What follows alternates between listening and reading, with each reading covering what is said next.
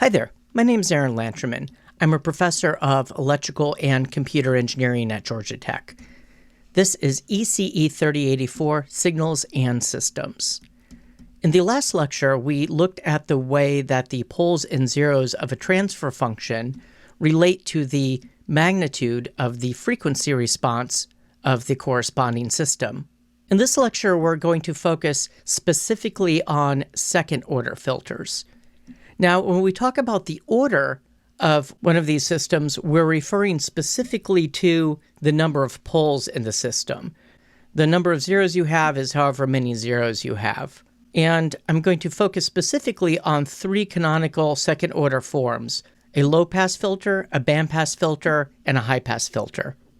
All of these transfer functions are going to have the same denominator, s squared plus 2 zeta omega n s plus omega n squared. Watch me closely because I'll often forget to include that s. In this parameterization, omega n is referred to as the natural frequency, and zeta is referred to as the damping factor. And we'll see that this has some advantages over just calling this generically A1 and this generically A0. Writing the coefficients in terms of the zeta and omega n is going to yield some mileage. You'll also hear the damping factor referred to as the damping ratio. In the numerator for the low-pass filter, I'm going to put an omega n squared. For the bandpass, I'm going to put 2 zeta omega n s. And for the high-pass filter, I'm going to put s squared. And if you're wondering why these are here, I'll show you in a second. It turns out to be a convenient normalization for these filter forms. Now, all of these filter forms might have some generic constant that you might stick in front that will just scale everything up and down, but I'm going to leave such things out for now. So if we think about the pole zero plots, they all have the same denominator. So given the same omega n and given the same zeta, they'll all have their poles in the same spot. So the only real difference between the low-pass, bandpass, and high-pass forms is that although the low-pass filter has no zeros, the bandpass filter has a zero at 0, and the high-pass filter has a double zero at 0.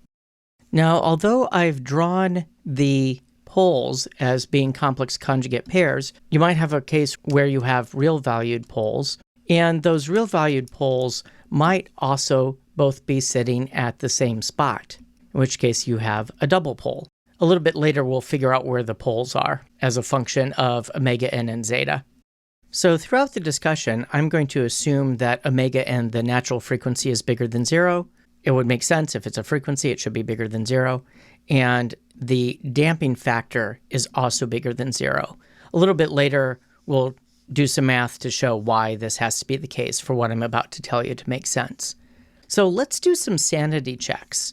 We know that if the systems are BIBO stable, which just believe me for now, that's the case if these conditions hold. All of the poles are on the right-hand side, and we can plug in j omega for s to get the frequency response. Well, what if we plug in j0 for the low-pass filter? I would wind up with omega n squared over omega n squared, which is equal to 1. So the frequency response is 1 at DC. And then I'll also ask, well, what is the frequency at infinity? So now I'm being a little bit sloppy, which is why I'm putting this in quotes.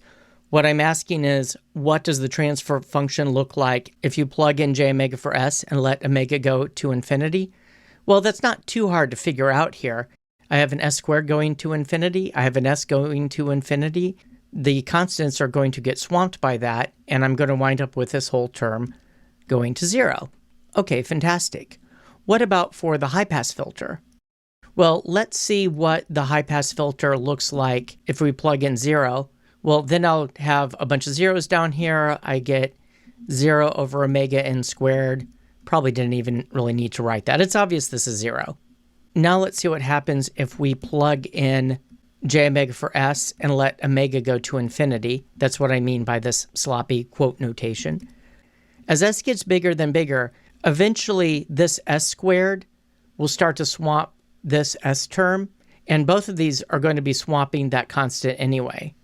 So you can imagine writing something like j omega squared over j omega squared, because there's these other constant terms that get swamped in the limit as omega goes to infinity.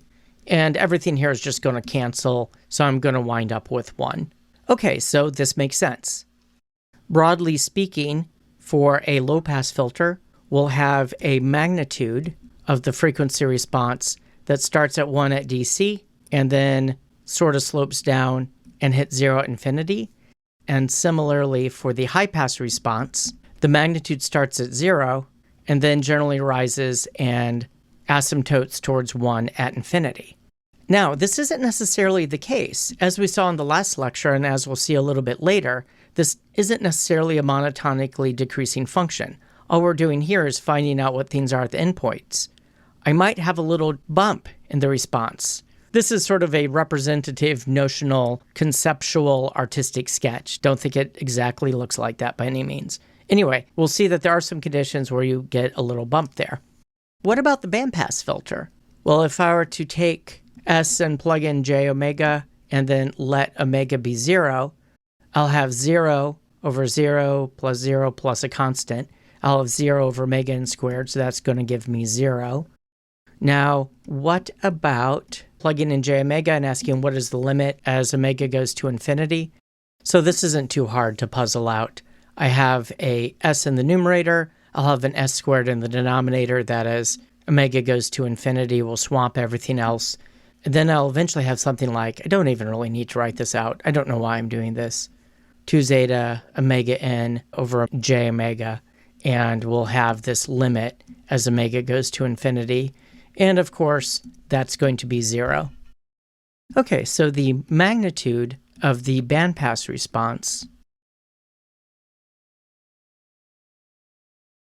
will have a peak at some particular point, and a bit of a spoiler, the peak is at omega n, the natural frequency for this bandpass response. It goes up and it comes back down. Something to notice, although you wouldn't be able to tell from my terribly done drawing here, is that if you're looking at frequency on a linear scale, this is not symmetric. That sort of makes sense when you think about it. It has to be sloping down to 0. It's not actually coming down and creating exactly to 0 at some particular point. But on the other side here, it needs to come down and hit 0. So if you imagine sweeping omega n up and down while keeping zeta fixed, you might have omega n be very small, and this distance might be very tight. It might have to slope down very, very quickly and then have some sort of longer tail out on the other side. And it turns out that the peak of the bandpass response has magnitude 1.